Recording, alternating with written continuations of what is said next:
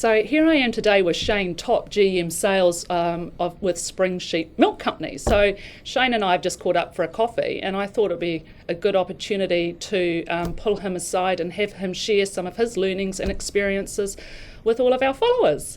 So thanks, Shane. Thank you, Catherine. You're welcome. So Spring Sheep Milk Company are on the cusp of creating a really, a new and exciting industry for New Zealand.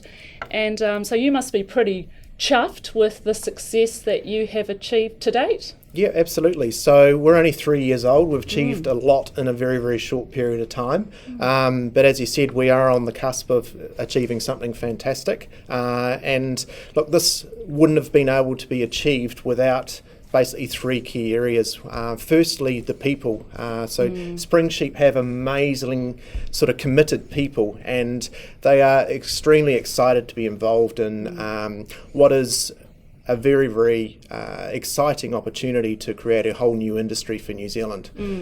Secondly, we have fantastic partners, not only here in New Zealand, but also in our export markets overseas. So without these partners, for us to be able to get where we are, it wouldn't have been achievable. So the big support from MPI, who through their PGP program, we've been able to put our growth aspirations into significant overdrive, and it has meant that we have opened up significant opportunities for markets that we wouldn't have initially been able to export into. And then thirdly, our products.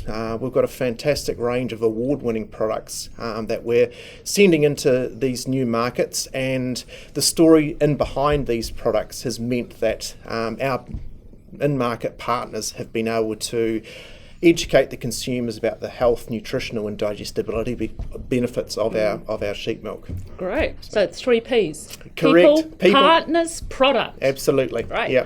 All right. So now one of the great things about the the export community is that sharing of war stories, learnings and experiences. So over the last 3 years, what are some of your key learnings? There's been plenty. The key ones are: don't do things too quickly. Don't try and do too much, and be very, very selective as to which markets you go into and which partners you are actually entering those markets with. Due diligence is absolutely critical. And a very, very wise lady once said to me, "Do not marry the first girl you kiss," and that goes exactly the same for any market partner that you're looking to sign up with. So look, listen to the people who are experts in those markets as well. There's a huge amount of resource available to New Zealand companies in these markets. Utilise that resource and utilise it well. So the markets that you're currently in, Malaysia, Taiwan and Vietnam. Correct. Okay, so in terms of the next stage of your growth, what are the key markets that you're looking to enter into? Over the next 12 months, we'll be entering into Korea, China, Hong Kong and Singapore. The reason we haven't jumped into these markets initially is it was heavily reliant on milk supply. So we have purposely sort of delayed our launch into these markets. In hindsight, it's been a fantastic benefit to us as well, because it's given us time to understand these markets. They are very, very large. They are very, very complex. So, as I said, as one of the key learnings, don't rush into things. Make sure you've done your due diligence and really understand those markets before you enter into them. So. You often hear exporters say that you don't know what you don't know. What do you anticipate will be the challenges over the next 12 to 24 months? The big challenge that we've had to date, and we do not see it changing, is as we broaden our product range into advanced nutrition, market access has been a real sort of roadblock for us.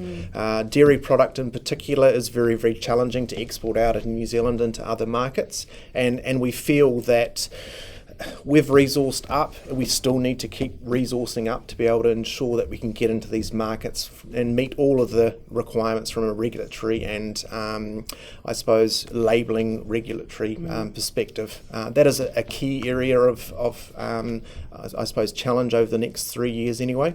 The other key one is we've been very, very lucky in that for the markets that we're exporting to now, our market partners have been unbelievable for us. They've fully engaged in our story, fully engaged in our products and really get us. And that's why we call them partners rather than distributors. For us, as we're getting into these more complex and very, very competitive markets, it is even more important that the partners that we select for these markets are on board with our story and what we're trying to achieve, because we're now getting into some serious volumes and the long-term commitment in behind to be able to service that volume is significant. So, okay. There's a lot of complexity when you're looking to grow an international business. How important do you believe it is for businesses at that early stage to reach out and ask for help? Hugely. Never go in there thinking that you know everything or you can do it alone. As I said earlier, New Zealand has some fantastic resource and has some amazing companies who are willing to assist and provide really great support to enter into those markets. The likes of the Accelerate program that Export NZ have implemented is fantastic. NZTE provide amazing support both in New Zealand and in the actual markets itself. But you need to utilise that resource appropriately.